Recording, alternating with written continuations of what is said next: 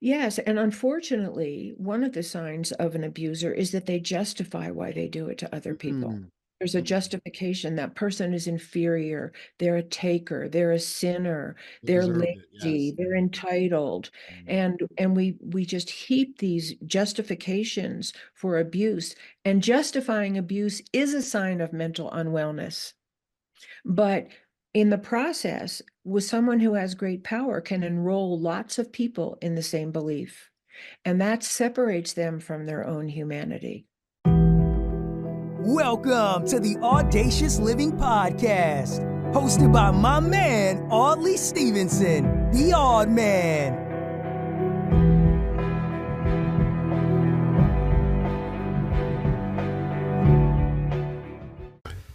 Greetings and salutations. Welcome to the Audacious Living Podcast. I appreciate you being here as we continue our ongoing goal to help our listeners live their best audacious life ever. And I'm thrilled to have you here with us. And I appreciate you taking time out of your day to join us on our journey towards greatness. Now, imagine your life is a room filled with potential, but the light is off. And it's only when you flip that switch of self-discovery and purpose that you illuminate the true beauty within. Just like turning on that light in a dark room, discovering your purpose within can unveil a path of authenticity and fulfillment. Today, we have the honor of speaking with Phyllis Leavitt, a seasoned psychotherapist with over 30 years of experience. Phyllis's expertise lies in helping individuals heal from past wounds and traumas, guiding them towards a path of self-discovery and personal growth. Now, in this episode, Phyllis highlighted the critical importance of acknowledging our past conditioning as well as those traumas that are contained with them, and how they shape our beliefs and behaviors. By delving into our origins and past experiences, we can begin the journey of healing and transformation, breaking free from harmful patterns and embracing a more positive self-image. And really what we're talking about again is flipping that light switch. So we'll turn the lights on, have it nice and bright for all of you, and we'll turn to our conversation with Phyllis. Enjoy.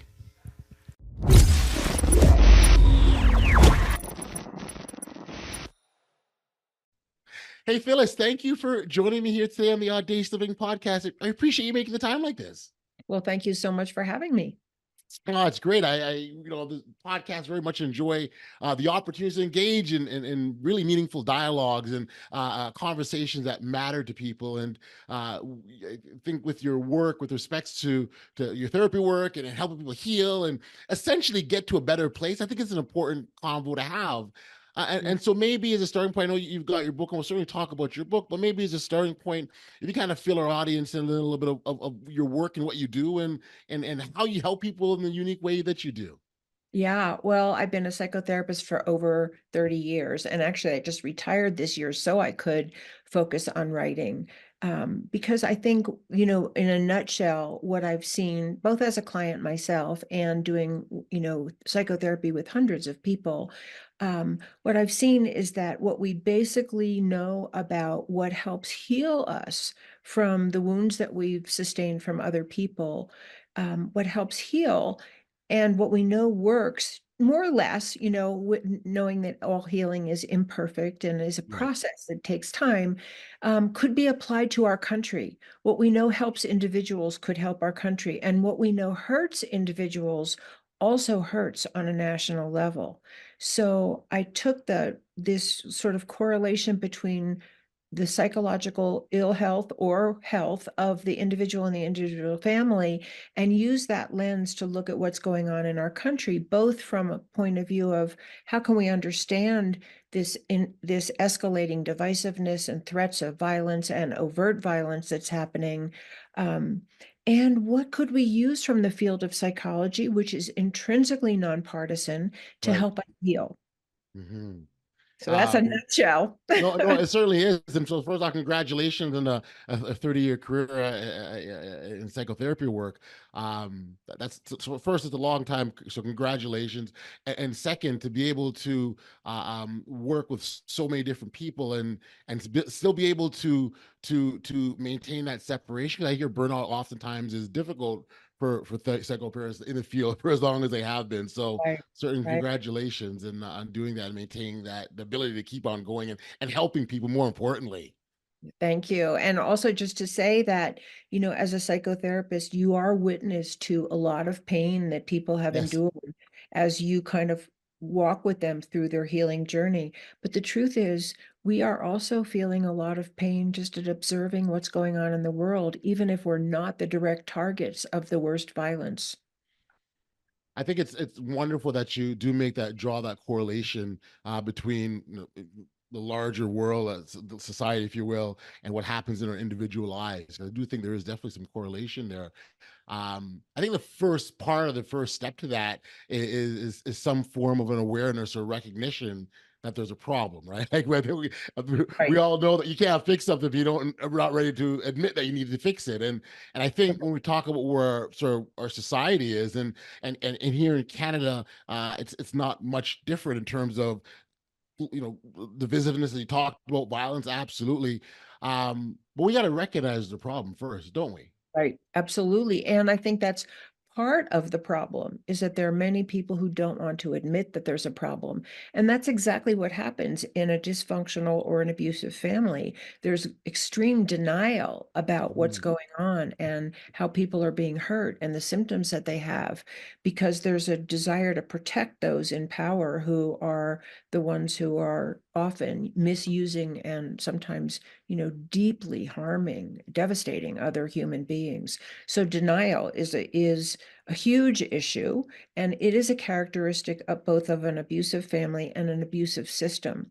And Mhm. so part of, there's like, I could probably name 100 reasons why I wrote my book, but that's one of them, is to help take us out of that place of denial in in a supportive way, not in a like hate the haters way Right. or just blame and shame, but like how do we actually interrupt this cycle so that we can all live safely, so that we can all come back together and cooperate with one another.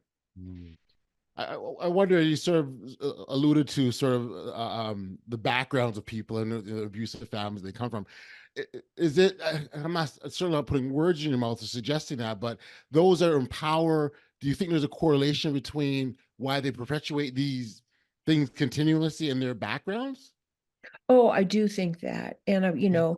I do think that. I think that and I try to speak in broad strokes Yes. Okay. because there are patterns that we see from working with hundreds of people, and I'm certainly not alone in that as a psychotherapist. There are patterns that we see emerge when there's dysfunction and abuse or neglect in a family, and people don't get a way to escape it, Right. and or they don't get treatment afterwards for the harm that it's done to their emotional well-being and their behavioral patterns, which are often the symptoms. When people don't get help, they tend to live out what they've already learned Right. when they move into the adult world. So, in a nutshell, many people leave abusive homes feeling completely overpowered and helpless to protect themselves or protect others because they've learned by experience that they really can't help themselves or help others because they've been rendered powerless either physically or emotionally or by having their needs withheld, so that they've learned that they have to submit. And so they go out into the world with a kind of helpless, submissive attitude that's not their fault. It's an Right. understandable symptom of what they've endured, even though we tend to blame people who become powerless. And the other resulting, a big stroke, and these are broad strokes, like I say, and Yes. they don't apply to every person, but they Mhm. apply to many people. And Mhm. that's what we need to know, is something called identification with the aggressor, which is I've learned that the way you feel powerful is to be on top, be the top dog, dominate other people, get your needs met through the use of force. And those people go out into the world and they've identified with the aggressor. And if they haven't had any help to heal their own victimization, which underlies identifying with the aggressor, Mhm. then they tend to repeat that. And you see this actually in a lot of relationships Right. where a very passive person is attracted to a very dominating person, and Yep. a very dominating person is attracted to someone they can dominate. And then when you take that pattern and you bring it out into the larger society and our political structures, if you have people who get into positions of power, who become dominant in that way, and they can't feel empathy for what they're inflicting on other people, then you have abusers in high places. And we see this not just in America, but all over the world. And it's very scary because many of those people now have access to weapons of enormous mass Yeah. destruction. Yeah. And really what you find just so interesting is these individuals, they're in power uh, to represent the needs of the people. Right. And they're not recognizing the needs of the people because of their own sort of personal agenda is sort of put on the forefront. So that's sort of, and as you talked, that was an interesting point that came to mind. The other part is behavioral patterns. You reference behavioral patterns and adjusting them and fixing them and changing them only happens when you recognize there's a need to, right? So And what that's often brings people to that point, unfortunately, is extreme pain and suffering. yes, It's like what brings people to therapy? And of course, this isn't a negative thing, but it's usually that something huge is not working in their life. They're extremely depressed. They're extremely anxious. They're raging. They're addicted.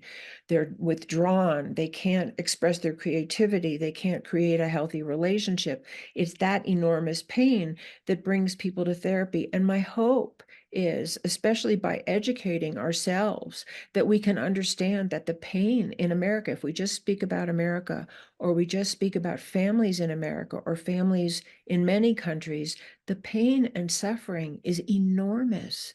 And could that be a call for us to actually get ourselves collectively into therapy? right. And that's and again, it goes back to I gotta admit I have a problem, right?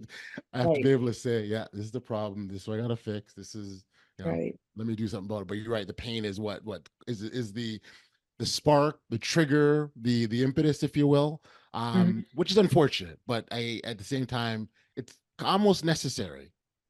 I think it is. And I think one of the things, one of the many things that I really try to communicate to people is that it's part of an abusive system to punish the expressions of our pain. So Hmm. when people are peacefully demonstrating for justice or for equal rights for a certain group of people, and they're tear gassed or shot with Right. rubber bullets, then the message is that your pain is going to be punished. Gotcha. And and there are many dynamics of abusive families and abusive family systems that are directly designed, whether it's conscious or unconscious, to keep people from healing and to keep people from getting help. And I really try to go into those in great detail in my book so that the general public can really understand what these dynamics are that are happening to so many of us. Well, I think one of the reasons why your book is so important right off the bat is that you're putting it on the forefront what some of these issues are. Right. Again, that awareness thing is huge in all this. I oftentimes use an analogy, like you can come into an empty room that has furniture, but with the light off, you can't see the furniture in your living room. You That's can't see the coffee table. You can't see the couch. You can't see the lamp. But when you turn on that switch, you then see those things, but the light you turned on didn't put them there. They already were there, right? So you're that's just right. illuminating it. That's right. And that really brings up such an important subject, which is when we begin to illuminate the darkness, Mhm. the violence, the roots of violence and the roots of hatred and the roots of discrimination and injustice, when we illuminate those things, we really need to do that with an attitude of what can bring healing, what can bring us back together, what can help us really listen deeply to one another with Right. empathy and not just act out once we see the differences. And that's the great gift of psychotherapy, is that it really teaches people how to communicate deeply with one another and with themselves. And if their own wounds are in the way of Right. them wanting to hear what another person has to say, then the focus is then on trying to heal the things that they've internalized that have hurt them and impaired their ability to have healthy relationship. Much, and I want to just talk about the roots for a moment here, Phyllis, because I think, and we've sort of identified this conversation already, that much comes from our upbringing, our Right, childhood. right. Um, is it fair to say that's where a large majority of the issue lies, or are there other factors that are also equally of importance that contribute to these unhealthy roots? Well, I think today we have to look at our families of origin, not that they're necessarily where it all began, because a lot of abuse and neglect is passed down from Okay. generation to generation. People reenact what they've already witnessed, experienced, and been exposed to. But I think we have to look, and this is again one of the things that I try to address. I think we have to look at the intersection between what's going on in the family and Mhm. what's going on in our larger family systems. Yes. Because Yes. just like parents are role models for their children about how you deal with conflict and what the expectations are and how love is expressed or not expressed, what are the rewards and consequences for different behaviors, just as parents role model those things in an either in a healthy way or an abusive way, larger institutions and the people in power in them role model the same things. So Right. if you have people in positions of huge amount of power who are actively discriminating against certain populations within their country or their organization, then that's the role model that people are internalizing. Right. And you've already internalized that in your family system, that it's Yes. okay to target certain vulnerable people, then, and it's reinforced in the larger circles you move in and depend on, then look at what we're teaching each other. Right.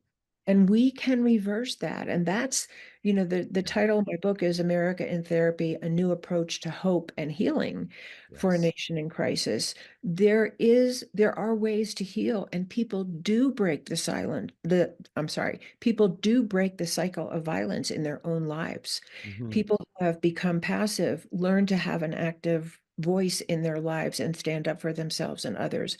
And people who have been overempowered and who have been aggressive can heal and Yes. become safe. And we need to know that there's hope there. Right. Right. So one of the things I'm thinking about as you're talking is that it seems that this issue is continuing to rise or escalate and increase, Right, um, as opposed to what we want to see go the other direction. right. And I don't know if it's of a case where, I mean, with everything, with information being so readily available, social media, everything's in front of us. Is it a case that we're seeing more of it, or was it something that was always there, and but because it's more visible, it just seems to be a lot more? Yeah, I mean, I definitely think that's an influencing factor. The whole social media realm, Yeah. in many ways, not in all ways, there's some fabulous uses of social media, like the Yes. podcast that people are on, or where people are just sharing information about how to heal, Hmm. how to grow things more healthfully, all the things that are really good that go on Yeah. social media. But we also know that there's a lot of violence spread on social media, and that there's a lot of role modeling of how sort of like great it is to be the top dog and bully other people, and people who have been disempowered often identify with the bully. And so when you have this all over the media, it Yes. also really, I think it intensifies it. Dr. Bandy Lee calls it a contagion. It's like an emotional contagion, and that's definitely true. And you can see it on a playground, you can see it in a place of business, you can see it, in larger and larger segments of society. But I think there's also another element, and that is that from all my years of being a psychotherapist, Hmm. I would say that families are really in trouble. They're really hurting. The amount of abuse and neglect in the individual family, and again, I don't know the history from 100 years ago, but Right. it is way more than I think any of us would like to know or believe. Right. That the stories people tell me who appear like they're living ordinary lives of what they have suffered in their own homes. And then we have to ask, what have their parents suffered? that they treat their Very children good. in these Right. very inhuman ways.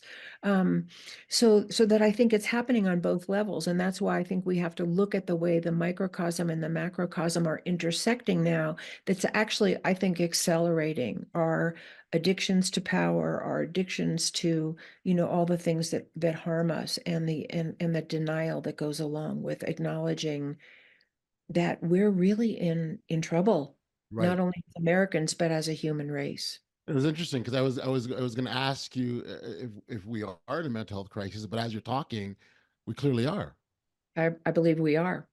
I believe we're in a deep mental health crisis. And one of the ways that I think that becomes obvious if we look is that many of the policies and practices that we condone Hmm. on a national level, we would never want to have be enacted on ourselves. Mm.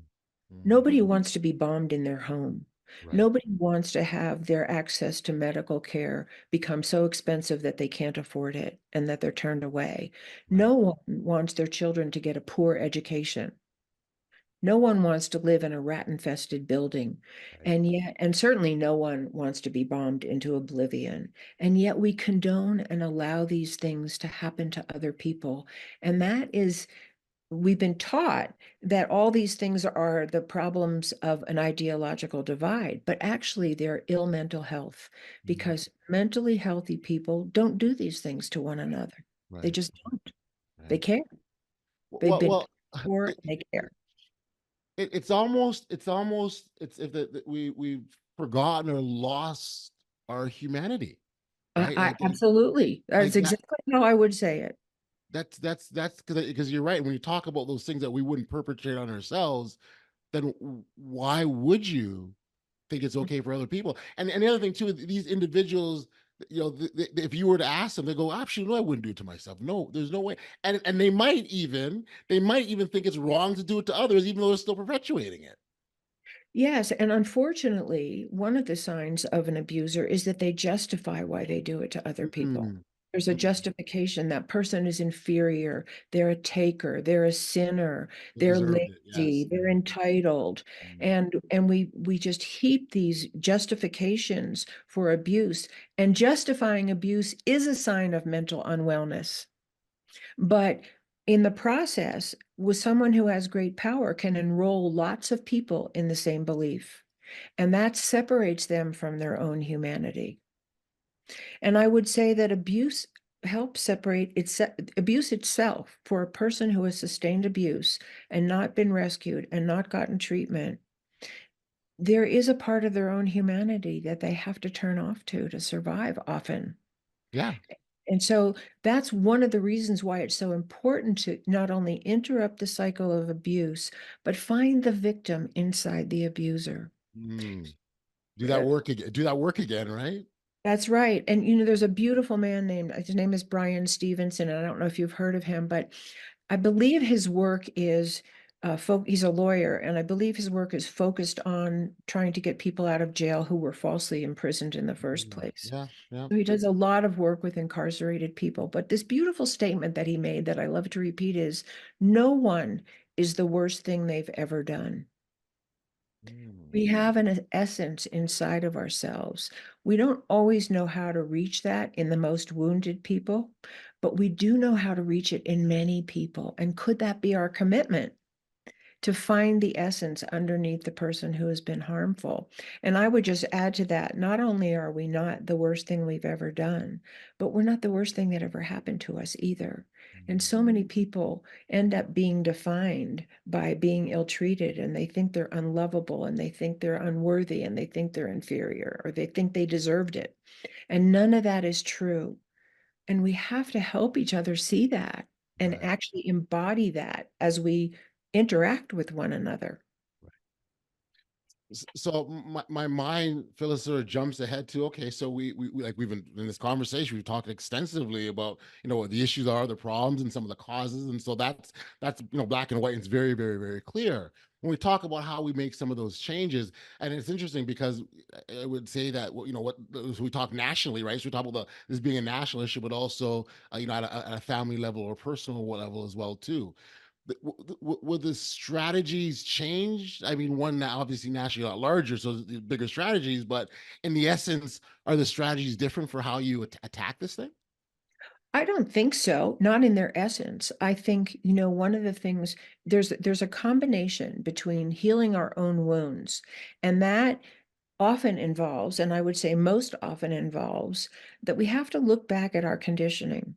What happened to us early on as we were forming our beliefs and our role models for behavior and our attitudes toward other people? What happened to us and what shaped that? So if I lived in a family and I grew up learning to hate a certain population, or I grew up thinking that it was really okay to beat people because that's just how then that's what that's what I've internalized. So let me say it more specifically. If I was beaten as a kid and I was told it was my fault, and I grew up then believing that I am worthy of abuse, that is going to make me highly symptomatic in some way. Either I'm Right. going to be attracted to an abuser, I'm going to become an abuser, I'm going to fail to thrive in some way in life. It may not be simple, but I will have symptoms and they will hurt me, and they often hurt other people.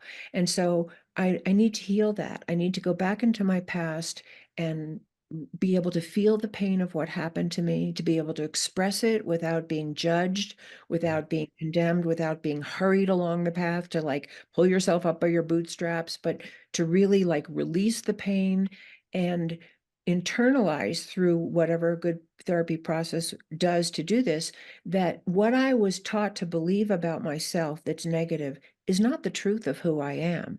Right. It Right. was something that I was taught to believe. And as we get to reprocess that, we start to believe more positive things about ourselves that are the truth of the essence of the persons we are. And positive beliefs inevitably always lead to more positive coping mechanisms, how we are in relationship, how we treat ourselves and other people. So some of the work is internal. What if we were funding that? What if we were funding therapy for all people? Psychotherapy is Yep. just automatically a part of what we put our Yep. our national resources toward, Right. because, and I want to say this, our most precious, our most valuable natural resource is us. Yeah. Safe people make it safe for other people. Unsafe people do untold damage. They do. They do. I'm so glad that you talked about the belief system. I actually smiled as you're talking about it because I truly fundamentally believe that that's the heart of all good Right, things that can come out of this is what you believe and what you think about yourself, our perception of ourselves. These are all important factors because if we, for example, if we see ourselves as an unworthy person, then that's how we go out right, into the world and the damage that potentially we can cause, as you said, is it takes a tremendous toll. right, So on this podcast we talk so much about encourage individuals to live their best audacious lives, and a big part of that is being able to understand truly who we are at the core, our own right. essence. Because if we're not being real or true to ourselves, then we can't go and have that type of impact, that positive impact that I believe we're all destined to. Right. Issue though being that if there are things holding us back, if it's our mental health challenges, our belief system is off, our upbringing has framed us in a certain way, and we can't see anything differently, then we're not going to live our best audacious lives. So this is That's right. this is a huge issue we're talking about here. I mean, it's absolutely enormous. And one of the things, if you don't mind, I just want to zoom out to a country. I'm Yeah. talking about America, Yep. but we can talk about any country here. And that is, we also have to look at our origins and our past. We have a history. We have millions of people who have come to America who were fleeing trauma, Yes. war, oppression, religious persecution, poverty. They brought all their traumas with them, Yes. and psychology wasn't even a subject They brought all their unhealed traumas with them, and they passed much of that down to future generations completely uninterrupted. And Right. yes, people also brought their strengths and their gifts and their spirit of adventure and their industriousness and their inventiveness. And we have all those good things. But you can have a really healthy body, but if you drink poison, you're going to die. And we can have lots of really healthy things going on in our country, but if we have a cancerous, growth of violence and hatred, and that's coming down from the top as well as up from the bottom, then we could off ourselves. And I think it's a real threat to the human race. Wow. Wow. No, absolutely, I believe and I see it, and we see it being perpetuated all the time. And so at some point there's got to there's a give point, right? Where it just enough is enough. And Right. so, and we, as we identified, it's not shrinking, it's not getting Not smaller, it's shrinking. only expanding. And when if I may, I want to say, like, if we look at our own history as a country, we've colonized people, we've tried to decimate the Native Americans, we've done horrible things to the Black community and all the people that we've enslaved. We still don't have equal rights for women in America. Many marginalized communities are the targets of violence and hatred. Um, I think one of the beauties of psychotherapy that I really want to emphasize is that, many of us have been hurt, but most of us have also hurt somebody. Yes. And can we make it safe to just say, I did something wrong. I hurt you, and I want to make amends. And one of the ways that I will make amends is I will behave differently now. And it takes great strength and great courage to actually own the things that we've done that are not so pretty. It's a little easier to talk about the things that have hurt us, and it's not always easy to talk about them. Mhm. Um, so we need to create what I would call a therapeutic environment in our country that makes it safe to say, I was wrong. I did a terrible thing. And you probably familiar with the Truth and Reconciliation Project in South Africa. And I think that's a role model for how we could begin. It wasn't perfect and it didn't heal everything, but it was really on the right path, I think, from a psychological point of view, because it made it safe for the perpetrators to acknowledge what they did and to hear the impact that they had on the people that they Yeah. hurt. Yeah. And that is the beginning of healing, It is. whether it's between people or in ourselves. Yeah, no, you're absolutely right. It is a starting point, and I think a part of that also is being okay with being vulnerable to be able to say, "I am hurting." Right? You have Right, caused me pain, and not fear of fear of reprisal or anything like that. right. So it's definitely multi-layered, Phyllis, without question, Well, and there's lots of different strategies. If you can give your book title one more time for our audience and let them know where they could find it, that'd be great. yeah, that would be wonderful. Thank you. It's called America in Therapy, A New Approach to Hope and Healing for a Nation in Crisis. And I address this to America, but really it could apply all around the world. But since I'm an American and I'm familiar with this country, I speak to America.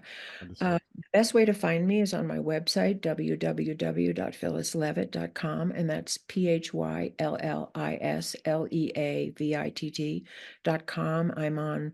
I have lots of articles on LinkedIn and posts and on Facebook and Instagram, and I have starting to put some articles on Substack as well. And then I have lots and lots of video interviews on YouTube. So contact. I thought you were retired. You're like you're doing more work than ever, sounds You Phyllis. know what? I'm actually working full time on my book. I really am. I love it. I love it. That's awesome. Yeah. Listen, I really appreciate this, Phyllis. Thank you for the time. Thank you for your book, and keep up the fantastic work. And thank you. And may I add you to my email list? Absolutely. I would love to send you a free copy of my book, and I will do that. Thank you. Thank you so much. All right. Okay. All the You best, take Phyllis. care. Bye-bye. Okay. Bye.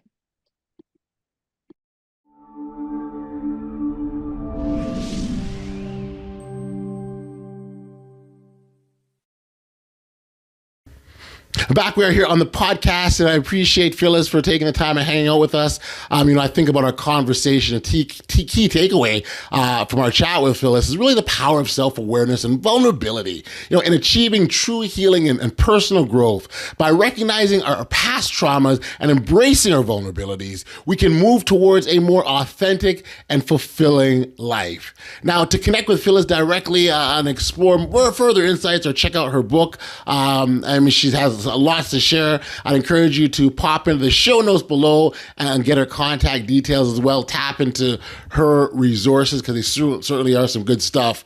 Now, as we wrap up this episode of the Audacious Living Podcast, I encourage you to follow, subscribe, share if you haven't already done so, because that is how we continue to spread the word of positivity and empowerment. And your support helps us reach and grow and reach out to other listeners that on their particular journey of audacious living. Thank you for tuning in. And remember, embrace your authenticity, live boldly, and never stop striving for your best audacious life. Until next time, stay safe, be kind, show love to one another, and be audacious. You've been listening to the Audacious Living Podcast, hosted by Audley Stevenson. If you enjoyed what you heard, be sure to like, subscribe, and share. Until next time, be audacious.